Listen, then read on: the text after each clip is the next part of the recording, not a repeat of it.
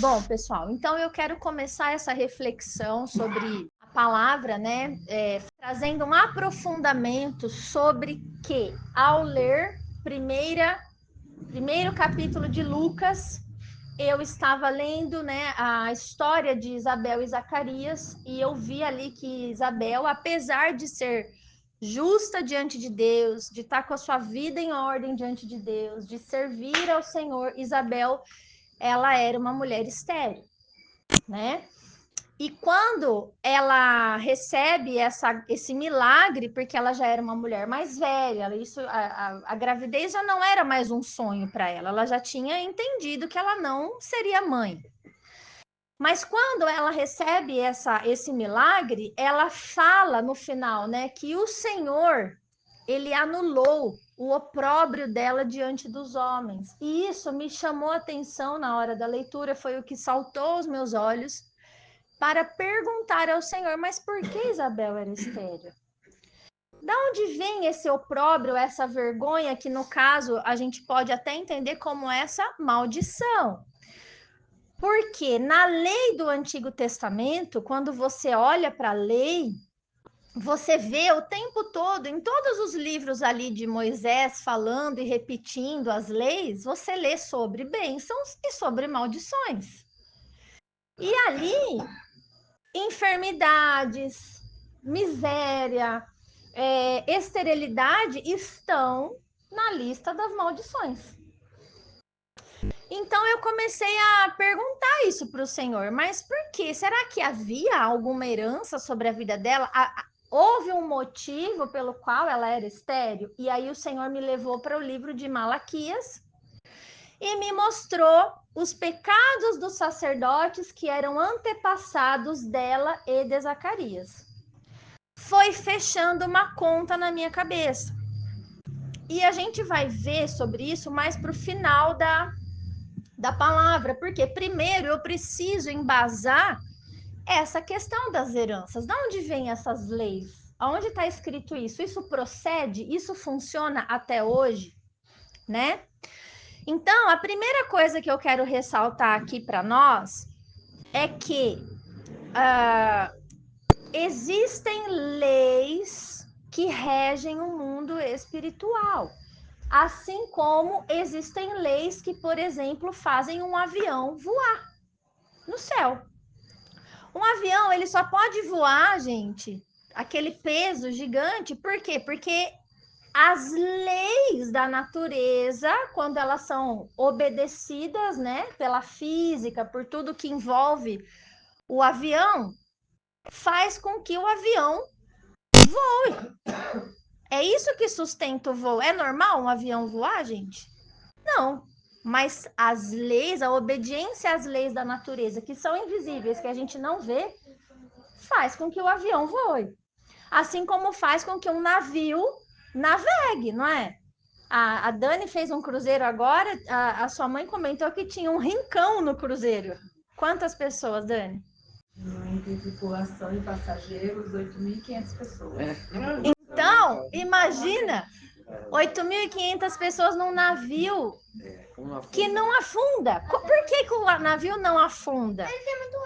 Porque existem leis da natureza que são obedecidas e que fazem acontecer a viagem, entendeu? Então, da mesma forma, nós temos que entender que a nossa vida na Terra, ela também tem leis naturais. Lógico, né? Se você deixar cair o celular no chão, adivinha o que vai acontecer? Vai quebrar. Não tem como, né? Então, eu quero trazer esse conceito primeiro. Do mesmo jeito que tem as leis da nossa vida comum, existem as leis que são espirituais e que, quando são aplicadas, elas também têm um efeito na vida da gente. Entendeu?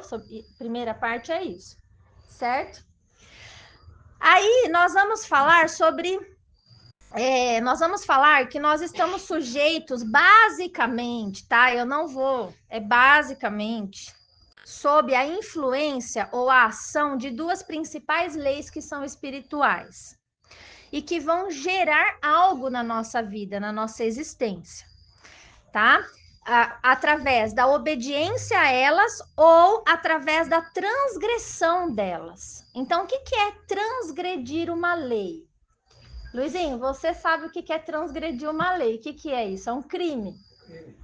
É você quebrar uma lei. Sim. É você desobedecer uma lei. Não respeitá-la. Exatamente. Então, quando você quebra uma lei ou quando você obedece uma lei, você tem um tipo de resultado. Sim. Mesma coisa no mundo espiritual.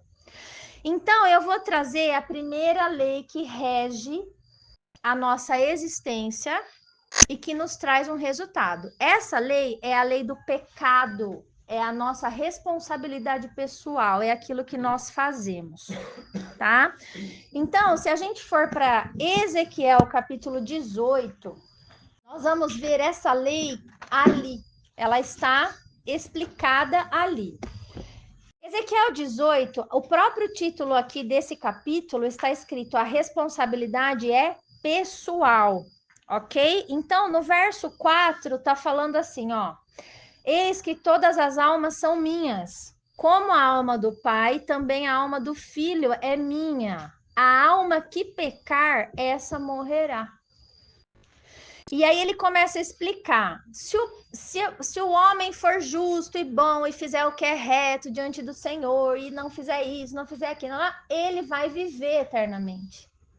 Mas se o homem for injusto, pecador, ele vai morrer eternamente, ele não vai viver. Por quê? Porque é uma lei daquilo que ele decide fazer. Aí, ao longo do capítulo, ele fala assim: mas se o homem for bom e tiver um filho ruim, o homem bom vai viver. E o filho que é desobediente a Deus vai morrer. Por quê? Porque a alma que pecar, essa morrerá. O pai não tem culpa do pecado do filho e o filho não tem culpa do pecado do pai. Ele fala aqui um exemplo. Se um filho vê um pai corrupto, ladrão, fez tudo errado, um monte de besteira e não seguir os passos do pai, for um homem justo, bom, esse filho vai viver e o pai vai morrer. É isso que está falando o capítulo todo. Mas eu destaco também o verso 19, que diz assim, olha: mas dizeis, por que não leva o filho à iniquidade do pai? Porque o filho fez o que era justo e reto, e guardou todos os meus estatutos e os praticou. Por isso, certamente, esse filho viverá. Por isso, ele não leva a culpa do pecado do pai, ele vai viver, tá? A alma que pecar, essa morrerá. O filho não levará a iniquidade do pai, e nem o pai a iniquidade do filho. A justiça do justo ficará sobre ele, e a perversidade do perverso cairá sobre este. Aí o versículo 23. Acaso tenho eu prazer na morte do perverso, diz o Senhor Deus? Não desejo eu antes que ele se converta dos seus caminhos e viva? Sim, a vontade de Deus é essa. É que cada alma faça uma introspecção com relação às suas ações, às suas quebras da lei de Deus e se converta. O que é convergir? É mudar a direção das suas atitudes. Se converter não é virar crente, nem mudar de religião. Se converter é quando você está numa direção que vai te levar para algum lugar, você está numa rota de morte, de desobediência. E quando você entende isso, você resolve mudar a direção, você converte e volta para um caminho que vai te levar num lugar oposto, que vai te levar para a vida, através de atitudes de obediência. E aí, no versículo 30, ele diz assim: portanto, eu vos julgarei, a cada um segundo os seus caminhos, ó casa de Israel, diz o Senhor Deus. Convertei-vos e desviai-vos de todas as vossas transgressões, de todos os vossos pecados, certo? E a iniquidade não vos servirá de tropeço. Então, olha, já tem aqui a diferença do que é pecado e do que é iniquidade. Se eu parar de pecar, Se eu decidir, com relação a essa lei da minha responsabilidade pessoal, viver uma vida reta diante de Deus, a iniquidade não me servirá de laço mais. A iniquidade são pecados aprendidos de pais para filhos. São pecados que já vêm vindo, entendeu? Porque tudo a gente aprende dos pais. Nós herdamos tudo que a gente é, tudo que a gente sabe, vem dos nossos antepassados. A forma que a gente cozinha, a forma como a gente se comporta, a forma como a gente se veste e até mesmo os nossos pecados, tá? Então, ele fala assim: lançai de vós todas as vossas transgressões com que transgredistes, e criai em vós um coração novo e um espírito novo. Pois, por que morreríeis, ó casa de Israel? Porque não tenho prazer na morte de ninguém, diz o Senhor Deus. Portanto, convertei-vos e vivei. Então, o que se conclui sobre essa primeira lei espiritual? Essa lei ela vai definir o destino eterno do homem, ou seja, a sua própria salvação.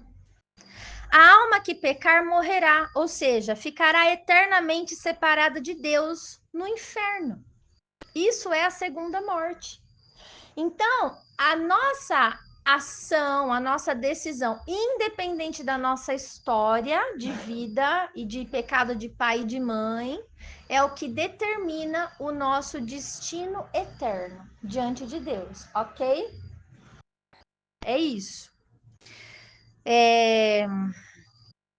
Essa lei, ela está bem explicada em Ezequiel 18, mas ela não nasceu aqui em Ezequiel 18. Tudo nasceu lá no princípio, lá no Éden, quando Deus virou para Adão e disse: de todas as árvores do jardim você pode comer, menos da árvore que tem o fruto do conhecimento do bem e do mal, porque no dia em que dela comeres, certamente morrerá.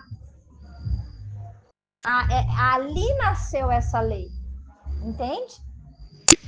Bom, sobre essa lei da salvação, vocês conseguem entender que ela está totalmente desatrelada ou desvinculada à lei das heranças espirituais? Então, voltando ao exemplo de Isabel, Isabel era uma mulher salva ou não? Sim. Sim, mas ela era estéril. Entendeu? O problema, o ponto de interrogação, a dúvida toda é essa, né? E aí, a gente vai ver Jesus no Novo Testamento, né? Lógico, lá em João 10, eu vou ler para vocês. Ele diz assim, olha. No versículo 9, ele diz assim, olha, eu sou a porta. Se alguém entrar por mim, será salvo. Entrará e sairá e achará pastagem. Então, o que ele está querendo dizer? Eu sou a porta, eu sou a entrada para a tua salvação. Se você entrar por mim, pelas palavras de Jesus, você vai entrar, você vai sair, ou seja, você vai ser livre. E ao mesmo tempo você vai ser alimentado, você vai encontrar pastagem. É isso que Jesus diz que ele veio fazer. Aí ele explica, ele fala, o ladrão ele vem somente para roubar, matar e destruir. Mas eu vim para que tenham vida e a tenham em abundância. Então, isso é uma fala de Jesus. Ele disse que quando ele vem na nossa vida, nós teríamos vida abundante. Essa vida em abundância, a gente pode entender como muita vida em nós. Muita vida, sabe? Ele está falando de vida perfeita aqui? Não. Ele está falando de vida abundante, de riquezas? Não. Ele está falando de muita vida em nós. Muita vida, muita vida. Você pode ver alegria, satisfação em Deus. Nem sempre a gente precisa ser rico para ser feliz com Deus, sabia? Porque a felicidade, na verdade, ela está no nosso contentamento. Quando a gente chega em casa do serviço cansado, senta na nossa cadeirinha simples lá e tem paz e contempla o céu e fala obrigado, porque o Senhor me deu, eu tenho tudo. Hoje eu comi, hoje eu vivi, hoje eu tenho saúde, eu sou feliz, eu sou pleno, não me falta nada. Então, essa vida abundante é o que Jesus prometeu e veio fazer. Mas quando existe uma situação que tira essa vida abundante, a gente já começa a perguntar por quê? Por quê? Qual é a lei que está operando, que está gerando esse resultado na Terra? Vocês estão acompanhando o meu raciocínio? Então, se está tudo certo, você já aceitou Jesus como Senhor e Salvador da sua vida. Você já entrou em contato com as palavras de Jesus. Você já acertou muitas coisas na sua vida, muitas coisas que o Senhor foi falando, você já foi, né? A cada leitura, a cada meditação, você já foi acertando tudo. Você está tendo uma vida com Deus e ainda está tendo algum problema relacionado à maldição, é porque tem alguma coisa além disso. Tem alguma coisa que, na verdade, não depende só de você, tá? Bom, aí a gente vai entrar na segunda lei. Essa segunda lei, eu vou chamar de lei, tá? Mas a gente vai falar, é lei da herança, lei de coisas herdadas. Aonde que ela está grafada? Ela está grafada nos 10 mandamentos, lá em Êxodo 20. Mas apesar de Deus ter publicado essa lei ali no Êxodo 20, lá quando ele entregou para Moisés as tábuas da lei com os 10 mandamentos, ele já executava suas leis na terra. Então, eu vou fazer a leitura dela. É o primeiro mandamento. Então, eu vou começar do verso 3, que diz: Não terás outros deuses diante de mim. Não farás para ti imagem de escultura, nem semelhança alguma do que há em cima nos céus, nem embaixo na terra, nem nas águas debaixo da terra. Não as adorarás, nem lhes darás culto, porque eu sou o Senhor teu Deus, Deus zeloso, que visito a iniquidade dos pais nos filhos. O que é isso? Visitar. Visitar é ir conhecer e ver.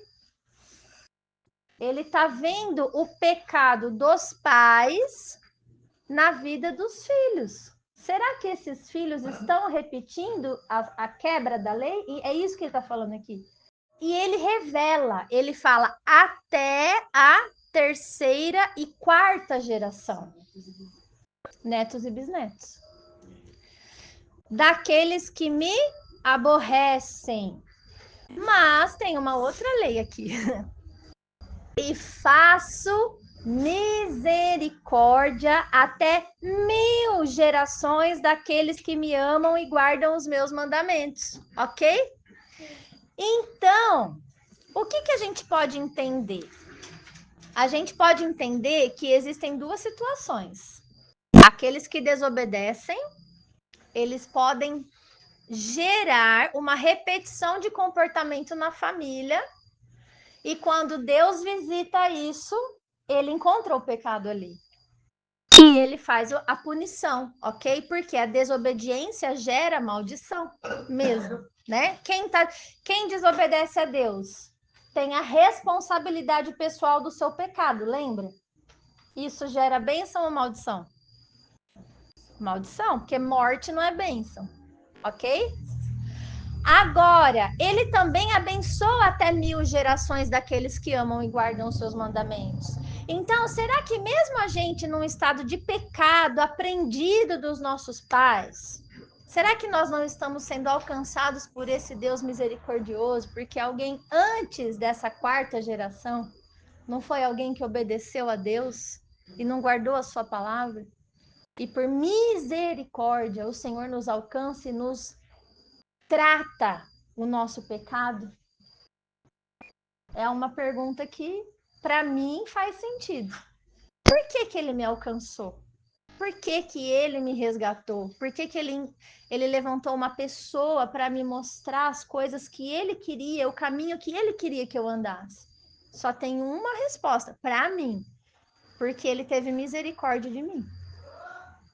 E essa misericórdia que ele sentiu da minha vida pode ter sido o resultado de alguém lá atrás que praticou o bem, que fez o que era certo, que orou pelos seus descendentes. Ok? Que está dentro dessas 1000 gerações. Que está dentro dessas 1000 gerações, tá?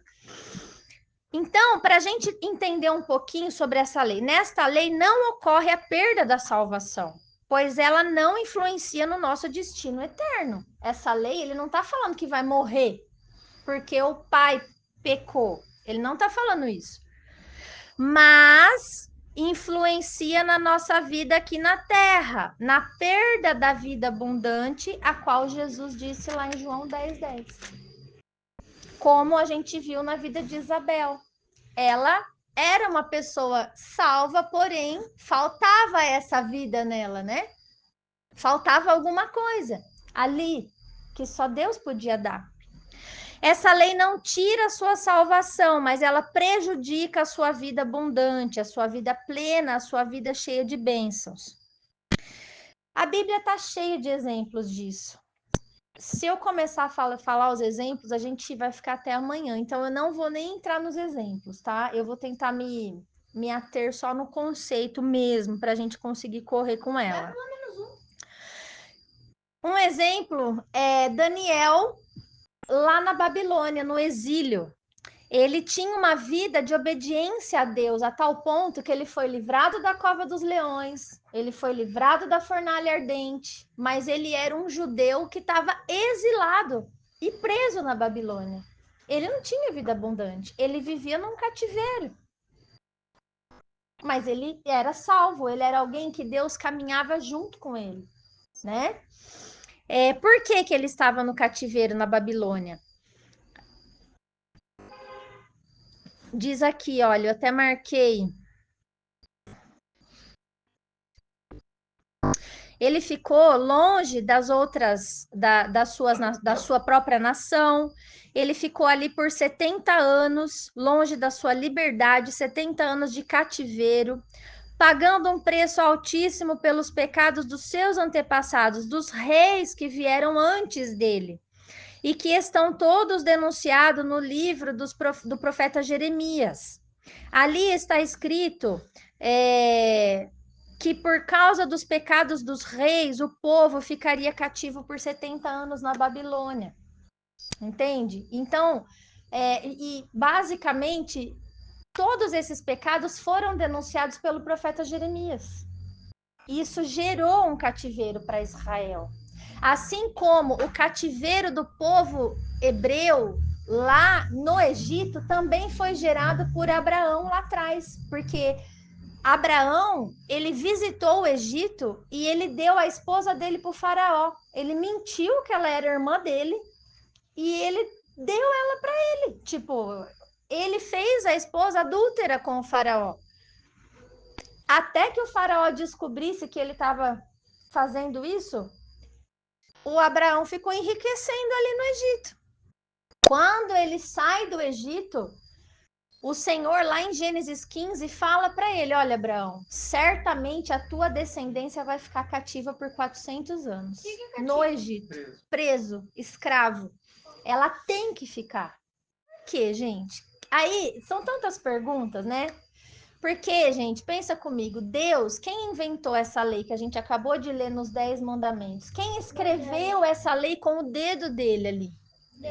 Deus. Deus é o legislador e ele também é o juiz. Deus é a mensagem que tem que ser entregue. Então, imagina você, Luizinho, um juiz que não é cumpridor da lei, ele é justo? E Deus é justo? Então ele tem que cumprir a lei. Você entendeu? Então ele não aliviou para Abraão. Por isso ele escreveu: certamente a sua descendência ficará cativa por 4 gerações de 100 anos. E ficou. Só que depois que passou o tempo da lei, ele desceu com mão forte e braço poderoso e arrancou o povo de lá. Mas só depois do cumprimento da sua lei. Porque Deus é juiz justo. E quem que é o promotor que fica olhando se ele está cumprindo a lei ou não? Ele mesmo. Não. O diabo. E aí, vai cumprir a lei ou vai esquecer da lei por causa do Abraão? Ou vai seguir meu caminho? Vai esquecer a lei por causa do Danielzinho lá na Babilônia ou vai cumprir a lei? Vocês estão entendendo o que é o peso das leis? Como que as leis funcionam? Por que Sara era estéril? Perguntei isso para Jesus. O Senhor me levou a questionar a esterilidade de Isabel. Mas Sara também era. Será que isso era uma maldição hereditária? Era uma herança? Eu entendi que sim, porque ela vem da terra de Ur dos Caldeus. Ur dos Caldeus é uma terra politeísta e idólatra. Por que não? Por que não ter uma herança dessa? Sendo que vem de um povo que quebrava essa lei, que cultuava deuses estranhos. Entende o raciocínio? Né? Ah, mas Rebeca também era estéril, a esposa de Isaac. Mas da onde vem Rebeca? Raquel, que era sobrinha de Rebeca, esposa de Jacó, também era estéril. E da onde vem Raquel? Filha de Labão, irmão de Rebeca. Labão e Rebeca vêm da onde? Terra de Arã, Padã Arã. Eles eram todos parentes de Abraão. Tudo politeísta, vem dessa linhagem. Vocês estão entendendo? É difícil, mas calma, Otávio, que você vai entender. É o que eu tô falando. O que eu tô trazendo aqui, parece que eu estou defendendo que isso é uma realidade, ok? Mas eu quero que vocês percebam se isso faz sentido na vida de vocês ou não, ok? Bom, então, quando nós acertamos a nossa vida com Deus, pelo entendimento da sua palavra e leis, nós entramos num caminho de bênçãos espirituais. Isso está escrito lá em Deuteronômio, capítulo 28, por exemplo. Deuteronômio é um livro da lei que Moisés escreveu ali para o povo de Israel. Então, aqui tem diversas leis. E aqui no Deuteronômio, ele fala assim, olha, versículo 2. Se ouvires a voz do Senhor teu Deus, virão sobre ti e te alcançarão todas essas bênçãos. Então, a bênção não é algo que você corre atrás. É ela que corre atrás de você. Se você obedecer ao Senhor, as bênçãos elas correrão atrás de você e vão te alcançar, você querendo ou não. Tem como fugir de algo que vai te pegar? É isso que Deus está falando. Não, mas tem como... Agora pensa o contrário. E as maldições? Elas também vão te alcançar. Vocês estão entendendo isso? Porém, quando mesmo assim as bênçãos não estão em nossas vidas e não conseguimos desfrutar de uma vida de plenitude e paz, uma vida abundante em alguns aspectos ou áreas da nossa vida, precisamos investigar as nossas heranças. Por quê? Em Romanos capítulo 8, verso 17, Paulo diz: sois filhos, logo sois herdeiros. Não tem como fugir da lei da herança. Se você é filho, você é herdeiro. Você querendo ou não, as coisas do teu pai vai passar para você. Aliás, se você não quiser, você tem que fazer uma renúncia dessas leis. E aí entra uma questão jurídica também, não entra, Luizinho? Se eu não quiser a herança do meu pai, eu tenho que eu tenho que ir lá no juiz falar que eu não quero. Só que primeiro eu tenho que falar para ele, olha, eu reconheço, juiz, que essa herança é de direito meu. Mas reconhecendo que isso é de direito meu, eu quero dizer para o senhor que eu não quero receber isso. Aí o juiz vai falar, então assina um papel. Aí eu assino o papel, o juiz fala, então pronto, não vai receber mais. Tem que ser feito alguma coisa para que essa herança não venha. Se eu não faço nada, ela vem. Essa é a lei da herança, tá? Independente de qualquer situação ou legado geracional, ela passa de pai para filho. Quando este morre, a não ser que haja uma renúncia explícita e legal, né, legalizada dessa herança.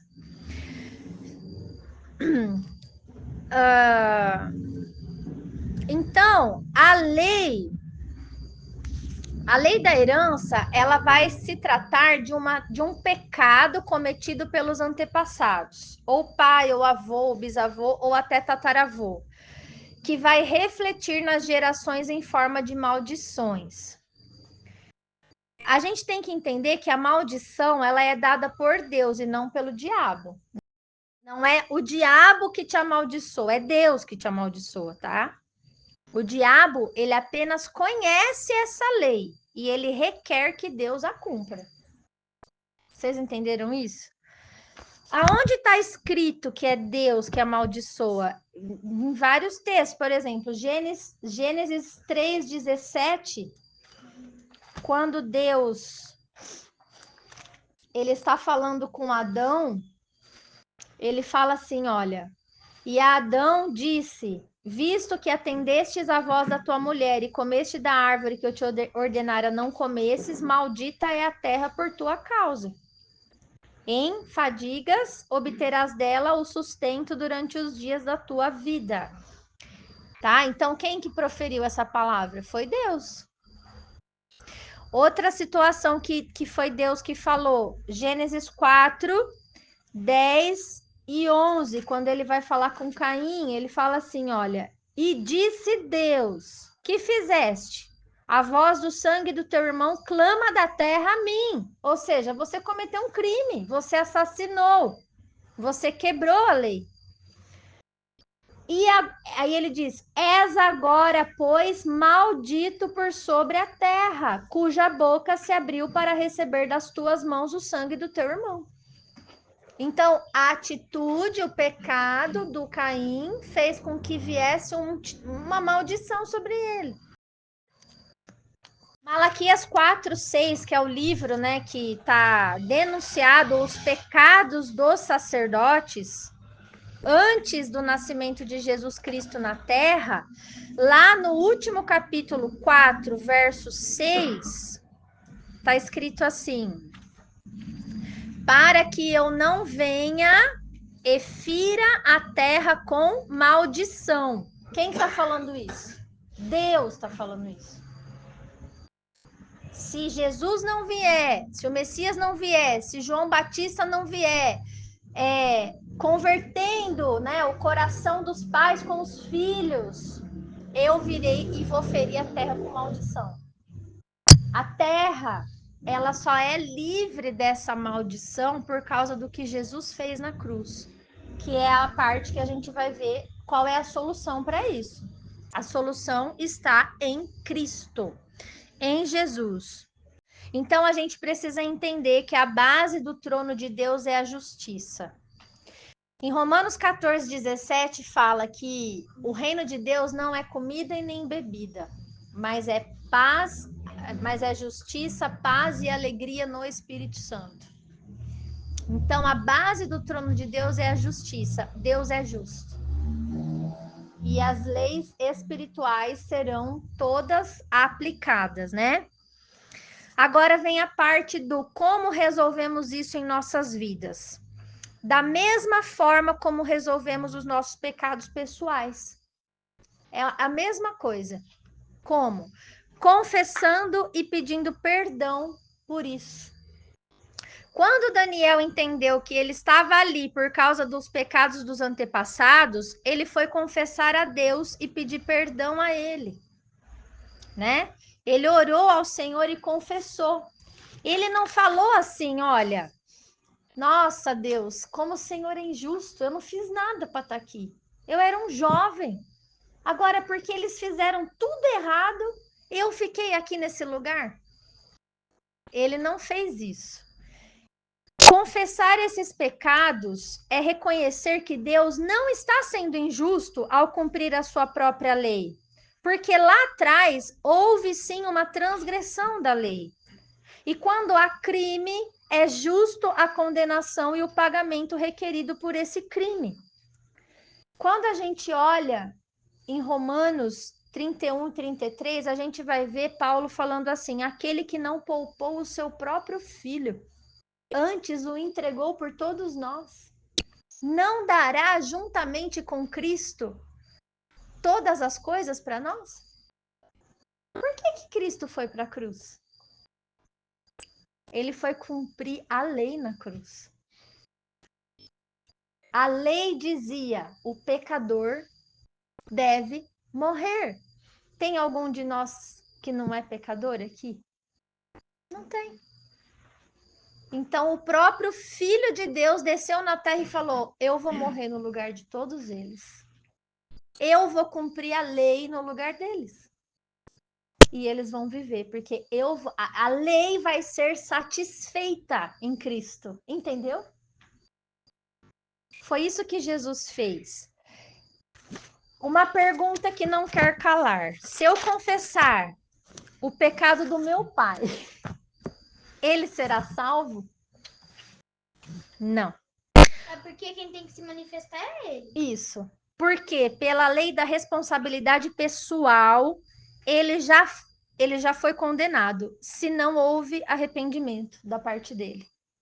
Mas nesta minha confissão, eu estou reconhecendo a transgressão do meu pai. E nesta confissão, eu estou reconhecendo que esta herança na minha vida tem uma causa.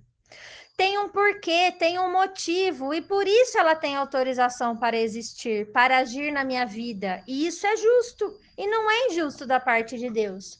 Porque a palavra diz, lá em Provérbios 26, 2, a maldição sem causa não se cumpre, mas quando tem uma causa, ela se cumpre. Então, reconhecer a causa que deu legalidade a essa herança, a essa situação na nossa vida, mostra que eu também tenho direito de renunciar a essa herança. Então, quando eu chego diante de Deus e falo, agora eu sei o porquê que aconteceu isso na minha vida, eu também tenho direito de falar, mas eu creio em ti. E na cruz o Senhor se fez maldição no meu lugar. Então é ilegal eu passar por isso, visto que eu creio no Senhor. Entendeu? A cruz não é automática. Não é porque eu sei que Jesus foi para a cruz que está tudo resolvido. Eu preciso ir à cruz em oração. Por isso é necessário esse ato de falar. Se eu creio que Jesus, ele se fez maldição no meu lugar, é justo eu sofrer a consequência da herança? Não. Ela é ilegal na minha vida, então ela tem que cessar agora, a partir do momento da minha confissão. Entendeu a lei? O diabo, gente, ele só vai sair quando você mandar ele embora. Enquanto você não resiste ao diabo, ele faz o que quer com você. Você não age, entendeu? A questão toda é essa. Não aceito, não concordo, não aprovo o pecado dos meus antepassados. E, portanto, eu sujeito essa herança espiritual diante do juiz de toda a terra. E tomo para mim agora a herança da cruz. Ele se fez maldição no meu lugar. Se eu sou filha de Deus, então eu sou co-herdeira com Cristo. A minha herança é bendita agora, pela fé. Tudo acontecendo no mundo espiritual. Vocês estão acompanhando o meu raciocínio? Vamos ler juntos. Gálatas 3, 13 e 14. Aqui está a receita para não viver debaixo de uma herança que já não é mais para agir na sua vida e na minha vida, visto que você, pela fé, crê no Filho de Deus. Quem abriu pode ler. Gálatas 3, 13 e 14. Cristo nos resgatou da maldição da lei, fazendo-se maldição por nós, porque está escrito: Maldito todo aquele que for pendurado no madeiro. Para que a bênção de Abraão chegasse aos gentios em Jesus Cristo, com a finalidade de que recebêssemos pela fé o Espírito Santo prometido. Então, ele nos resgatou da maldição da lei quando ele mesmo se fez maldição em nosso lugar naquela cruz do Calvário. No versículo 26 em diante, diz assim, olha, desse mesmo texto: Pois todos vós sois filhos de Deus mediante a fé em Jesus Cristo, certo? Olha a paternidade, olha a herança, olha a mudança das coisas. Porque todos quantos fostes batizados em Cristo, de Cristo vos revestistes. Então, quem se batiza em Cristo, ou seja, quem fica imerso na presença de Cristo, quem também se reveste de Cristo. De sorte que não pode haver nem judeu, nem grego, nem escravo, nem liberto, nem homem, nem mulher, porque todos vós sois um em Cristo Jesus. E se sois de Cristo, também sois descendentes de Abraão e herdeiros segundo a promessa. Olha como mudou a herança agora. Entendeu? Então, vocês estão entendendo que pela fé em Jesus acontece a troca? A lei começa a vigorar em nossa vida, essa lei, que somos herdeiros com Cristo. Amém. Certo? Aí, no capítulo 4 de Gálatas, 6 e 7, ainda ele escreve, olha: E porque vós sois filhos, enviou Deus ao nosso coração o Espírito do seu Filho. Quem que é o Espírito do seu Filho?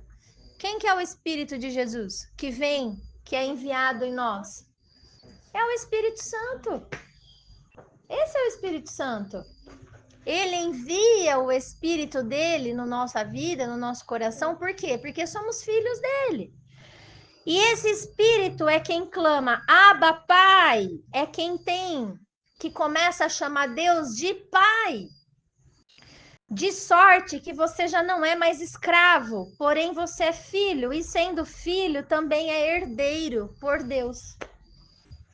Faz sentido para você essas leis que deu, essa lei da herança? E conectando agora com o primeiro mandamento, porque o mandamento ele existe não é para falar que você é pecador e que você vai para o inferno. Ele existe para te proteger. A obediência te protege. Então, quando Deus fala, não faça isso, é porque se você fizer isso, você vai sofrer consequências, entendeu? Então, a lei da herança, de ser filho de Deus, ela está totalmente atrelada a você não ter outros deuses, a não cultuar outros deuses além do Senhor. E isso tem um nome, o nome é idolatria, certo? Dessa forma, quando nós estamos em Cristo, se nós somos herdeiros de Cristo, nós podemos então deixar um legado de bênçãos para as nossas gerações futuras. E aí a pergunta que eu não quero calar: você está construindo um legado para os seus filhos e netos e bisnetos de bênçãos ou de maldição?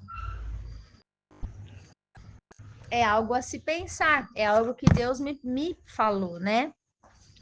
Outra coisa, agora, na prática, como identificar se na minha vida atua uma herança espiritual de maldição? Como saber isso?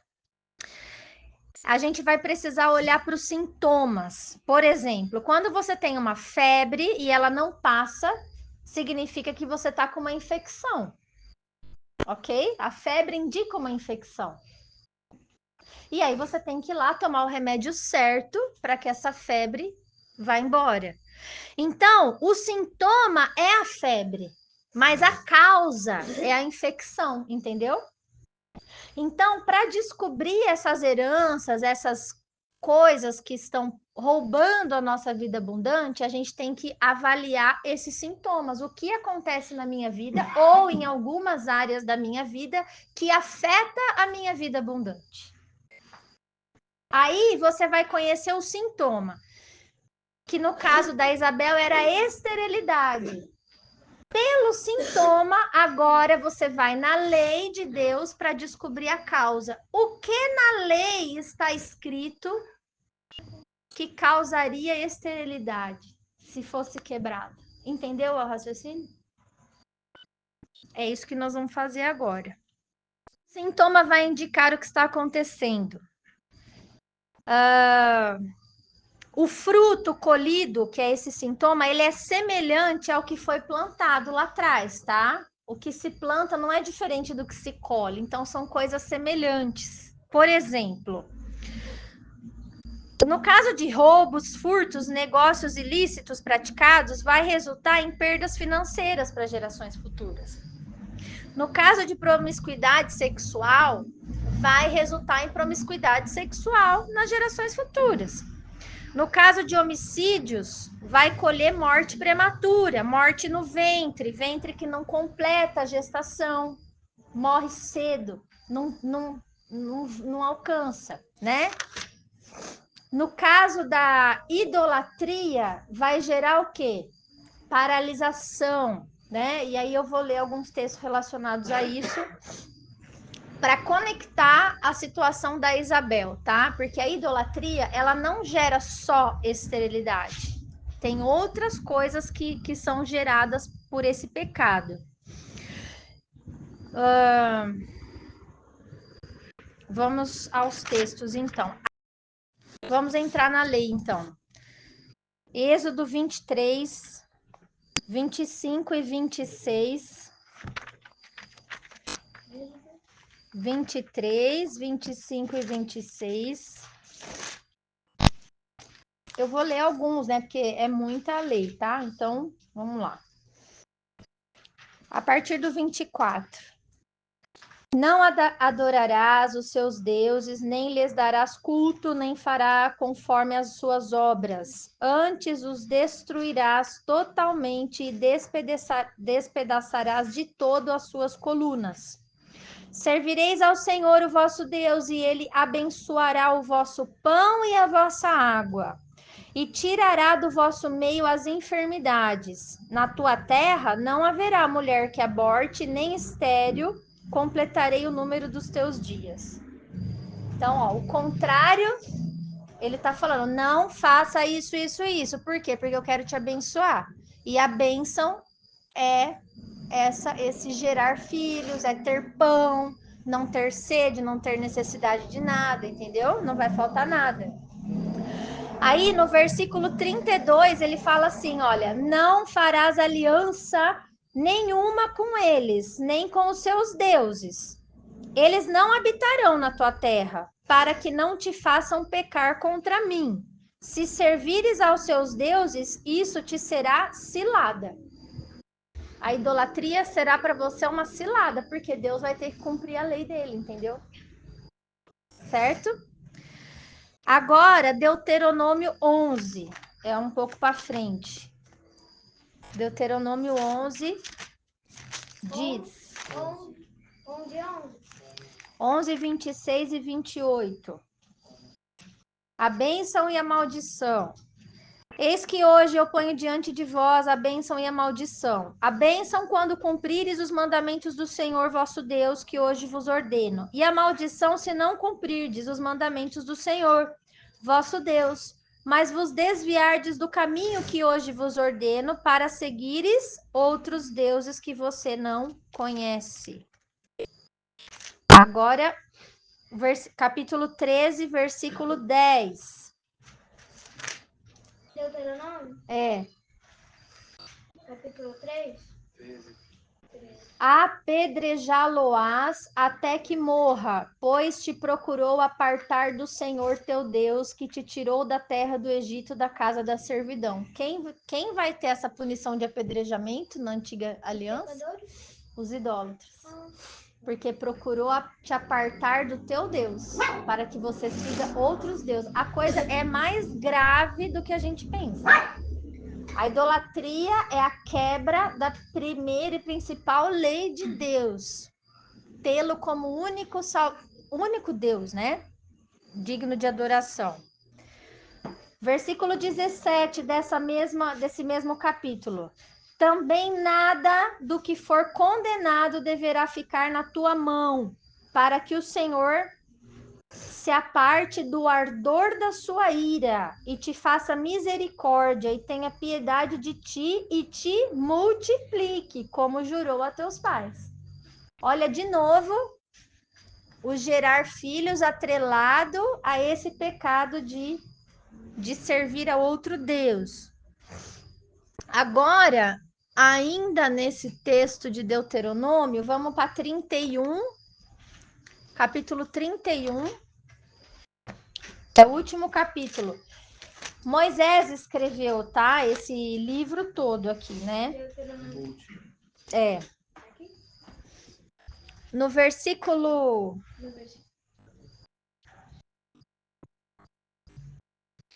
16, ele fala assim, olha, ele tá profetizando aqui a futura rebeldia de Israel. Ele tá terminando o livro da lei falando que mesmo conhecendo toda essa lei, o povo ainda iria ser idólatra. É isso. Então ele fala assim: disse o Senhor a Moisés: eis que estás para dormir com os teus pais, ou seja, você vai morrer, Moisés. E este povo se levantará e se prostituirá, indo após deuses estranhos na terra, cujo meio você vai, e me deixará e anulará a aliança que eu fiz com ele. Então, como que se anula a aliança com Deus? Servindo a outros deuses.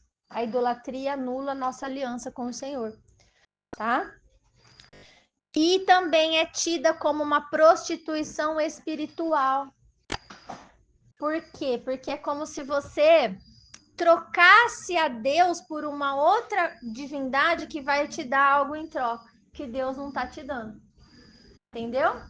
Então é tido como uma prostituição espiritual isso, pela palavra. Aqui, ainda no verso... Agora, no capítulo 32 de Deuteronômio, o Moisés ele vai levantar um cântico. Ele vai falar, vamos do 12 em diante. Olha o que ele vai cantar nesse cântico, gente. Ele fala assim, parte, né, um trechinho. Assim só o Senhor o guiou, e não havia com ele Deus estranho. Ele o fez cavalgar sobre os altos da terra, comer as messes do campo, chupar mel da rocha e azeite da dura pederneira, coalhada de vacas e leite de ovelhas, com a gordura dos cordeiros e dos carneiros que pastavam em Bazã e dos bodes, com o mais escolhido trigo, e bebeste o sangue das uvas, o mosto, né?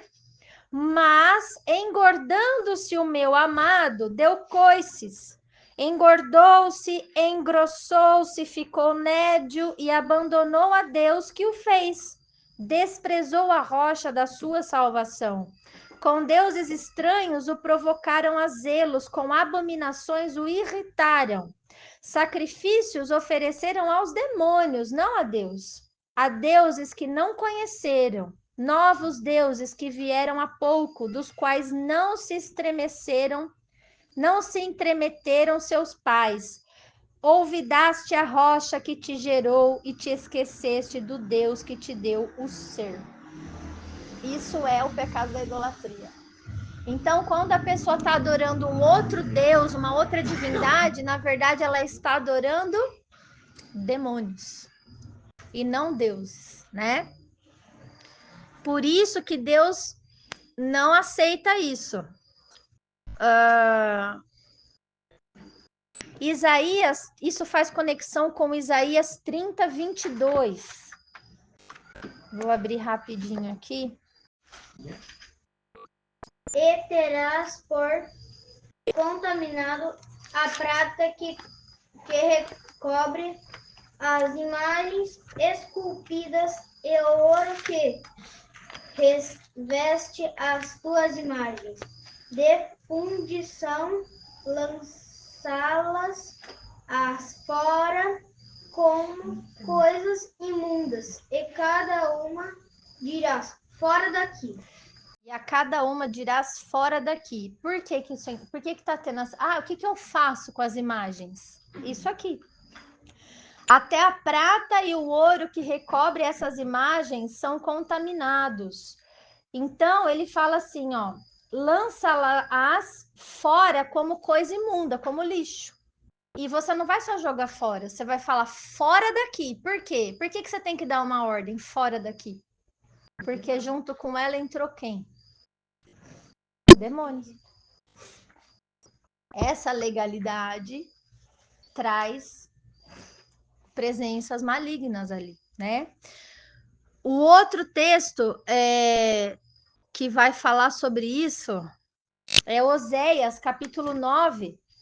Paulo também fala em 1 Coríntios 10, mas depois a gente vai ler isso. Mas olha em Oséias no capítulo 9, ele diz assim...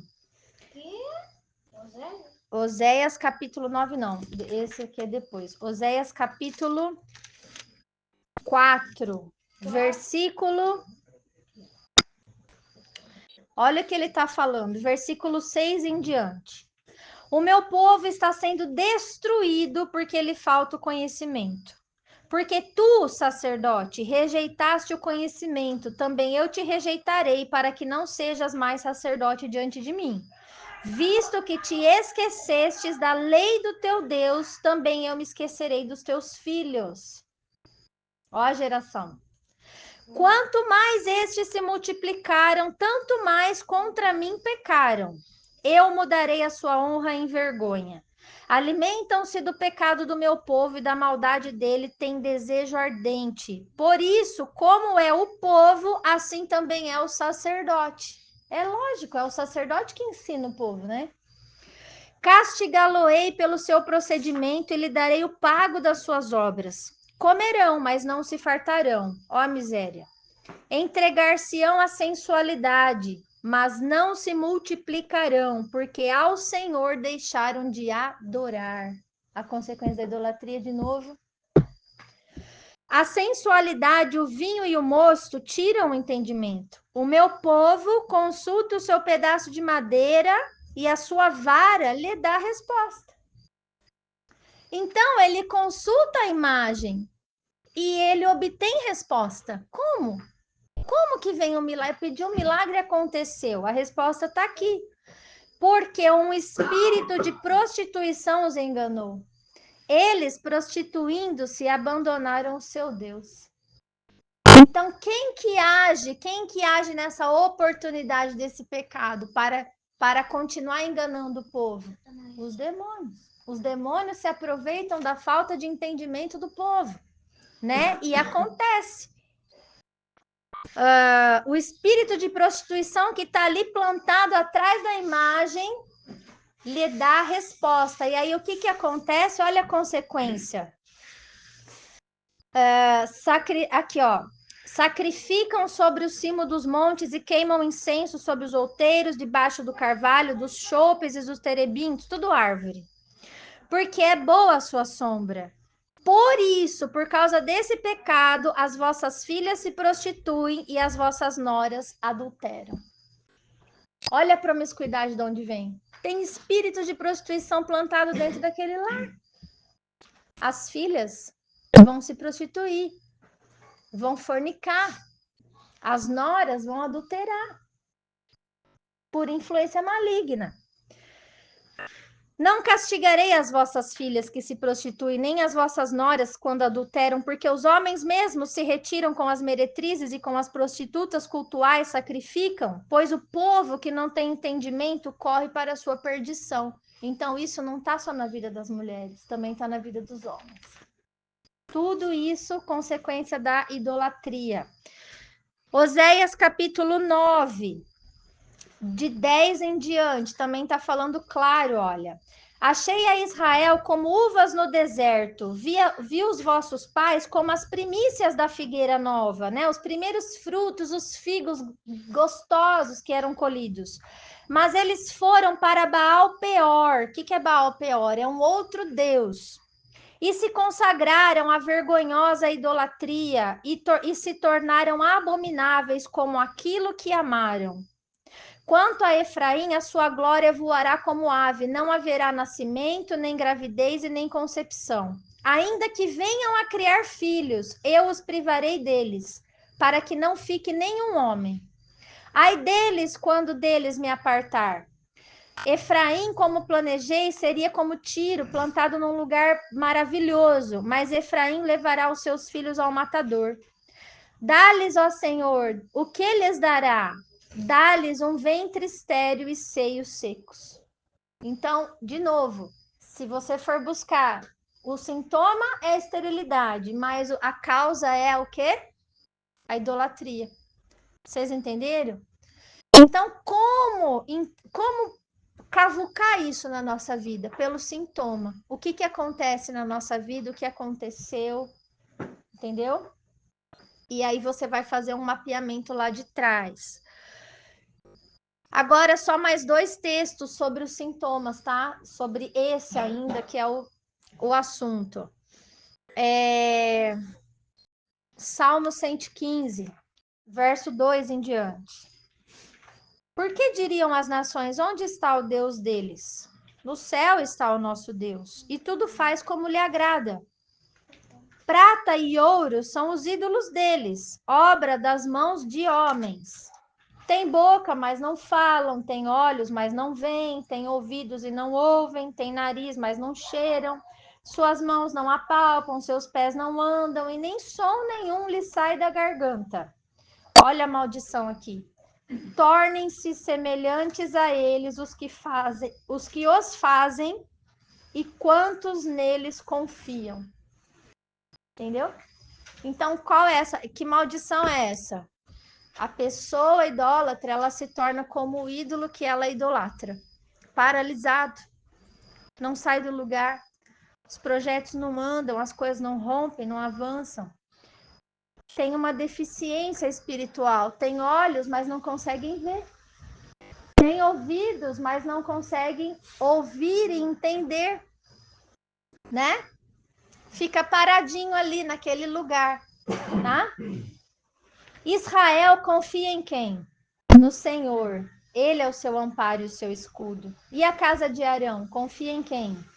No Senhor. Ele é seu amparo e seu escudo. Confiam no Senhor os que temem o Senhor. Ele é o seu amparo e o seu escudo. De nós, se tem lembrado o Senhor, ele nos abençoará. Abençoará a casa de Israel, abençoará a casa de Arão.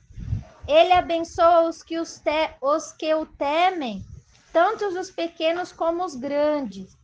O Senhor aumente as vossas bênçãos mais e mais, e sobre vós e sobre os vossos filhos. Amém? Aí, verso 17. Os mortos não louvam o Senhor, nem os que descem a região do silêncio. Nós, porém, bendiremos o Senhor desde agora e para sempre. Aleluia. Então, quando a gente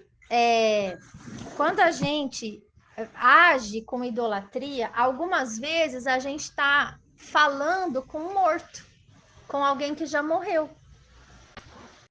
E a palavra diz que os mortos, eles não louvam o Senhor. Eles estão na região do silêncio, eles estão no descanso. E a palavra do Senhor também, ela fala que a gente não pode falar com o morto, que a gente não pode consultar os mortos. Isso chama necromancia. Isso é espiritismo. Então, quando você consulta alguém que já morreu, você está pecando. A coisa tá... Quando você começa a denunciar pecados, o ambiente muda um pouco, né? Bom, enfim. Jeremias 51, 15 a 19, diz assim, Dani. Ele fez a terra pelo seu poder, estabeleceu o mundo por sua sabedoria e com a sua inteligência ele estendeu os céus. Fazendo ele ribombar o trovão, logo há tumulto de águas no céu e sobem os vapores das extremidades da terra. Ele cria os relâmpagos para a chuva e dos seus depósitos faz sair o vento. Todo homem se tornou estúpido e não tem saber. Todo ourives é envergonhado pela imagem que esculpiu, pois as suas imagens são mentira e nelas não existe vida, não há fôlego. Vaidade são, obra ridícula. No tempo do seu castigo virão a perecer. Não é semelhante a estas aquele que é a porção de Jacó? Porque ele é o Criador de todas as coisas, e Israel é a tribo da sua herança. Senhor dos exércitos é o seu nome. Então, de novo, ele está falando. As pessoas são semelhantes às imagens que elas mesmas adoram. E por isso, a solução para isso, quando a gente começa a fazer um mapeamento da nossa história familiar, das coisas que nós aprendemos, das coisas que nós estamos pagando de alguma forma ou vivendo de alguma forma na nossa história de família, que tira a nossa vida abundante, a gente começa a encontrar algumas conexões. Em Êxodo 26, ele dá a solução para isso, que é a mesma dos pecados particulares, é a confissão dos pecados, né? Mas ele acrescenta uma cláusula ali. Então, é o texto que eu quero trazer para que a gente saia daqui com a solução, né? E não só com o problema no nosso colo. Porque o Senhor, ele faz isso, ele mostra o problema, mas ele vem também com a solução. Desculpa, é Levíticos 26. É um livro da lei também. Eu marquei aqui. Versículo. Aqui, Dani. Esse capítulo, ele vai falar sobre as bênçãos decorrentes da obediência e os castigos decorrentes da desobediência. E no verso 39... no verso 40 ele dá a solução, olha. Mas se confessarem a sua iniquidade e a iniquidade dos seus pais, na infidelidade que cometeram contra mim, como também confessarem que andaram contrariamente para comigo, pelo que também fui contrário a eles e os fiz entrar na terra dos seus inimigos, se o seu coração incircunciso se humilhar e tomarem eles por bem o castigo da sua iniquidade, então me lembrarei da minha aliança com Jacó e também da minha aliança com Isaque e também da minha aliança com Abraão e da terra me lembrarei. E aí haverá perdão.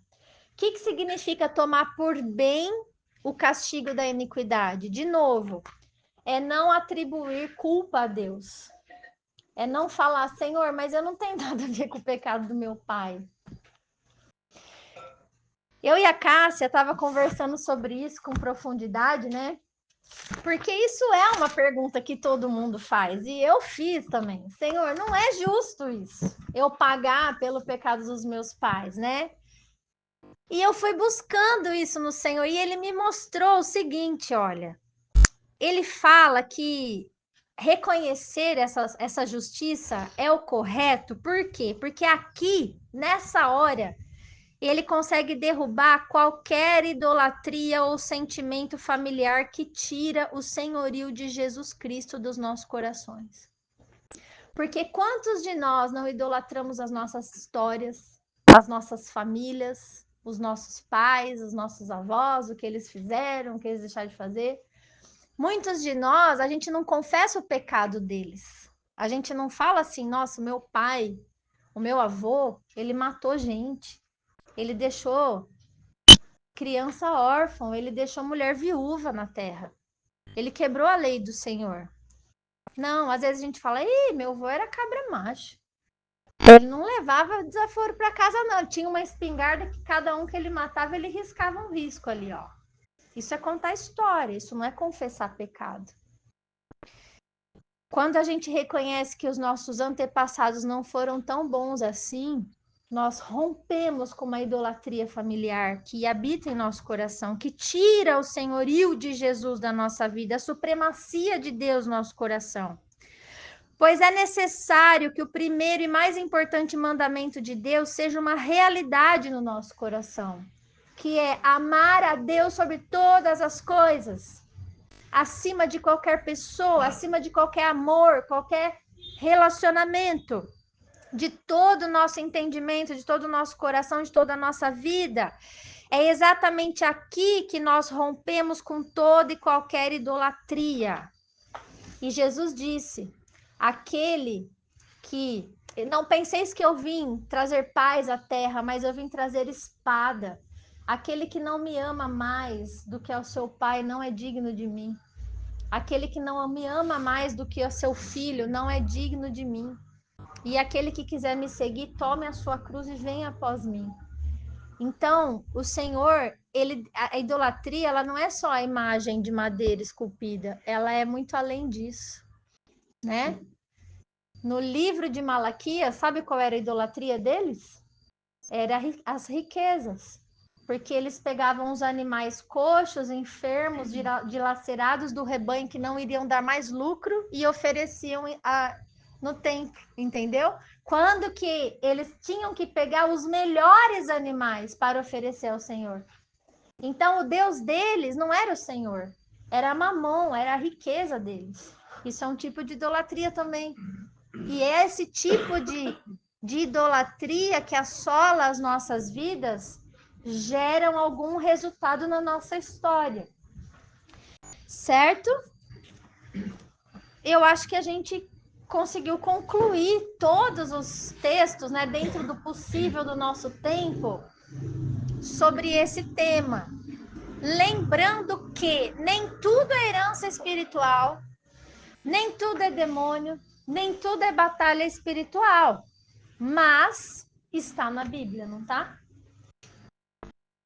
Aí alguém pode perguntar, mas e na Nova Aliança acontece a mesma coisa? Porque você está lendo lei da Antiga Aliança, certo? Essa lei vale para hoje ou não? Alguém tem a resposta para isso? Vale. Por que vale? Porque uma lei feita, uma lei é ser cumprida. Até Deus só vai cumprir essa lei até o momento que ele falar: acabou o prazo da lei. Exatamente. Então vamos saber qual é o prazo de acabar essa lei? Jesus falou o prazo da lei. Até o último dia da terra. Por isso que a gente sabe que a lei está em vigor. Mateus 5:17, Jesus disse: não penseis que eu vim revogar a lei ou os profetas. Não vim revogar, vim para cumprir. O que é revogar uma lei, Luizinho? Torná-la nula? Então Jesus não veio para tornar a lei e os profetas nulo. Ele veio para cumprir. E aí ele explica: porque em verdade vos digo, até que o céu e a terra passem, nenhum i ou um tio jamais passará da lei, até que tudo se cumpra. Então, a lei está em vigor por esse texto? Sim. Sim? E quando que tudo vai se cumprir? Até que o céu e a terra passem. O céu mudou? Não. A terra já passou? Não. Quando vai acontecer isso? Na volta de Cristo. Apocalipse, capítulo 21. E vi novos céus e nova terra, e o mar já não existe. Aí, vi a nova Jerusalém, a cidade santa, descendo do céu como noiva. E Deus vai tabernacular com os homens. Já não haverá mais maldição. É nesse tempo que encerrou. Então, nós estamos vivendo sim debaixo das leis de Deus. Não com o mesmo propósito que tinha na antiga aliança, que isso fique bem claro, né? Mudou-se os propósitos, mas a lei é a mesma. Então, nós todos estamos encerrados debaixo de leis espirituais. Há quem não goste desse assunto e não quer, não entende, não faz sentido na vida, e há quem faz sentido na vida. E é isso que a gente vai orar a respeito, tá bom?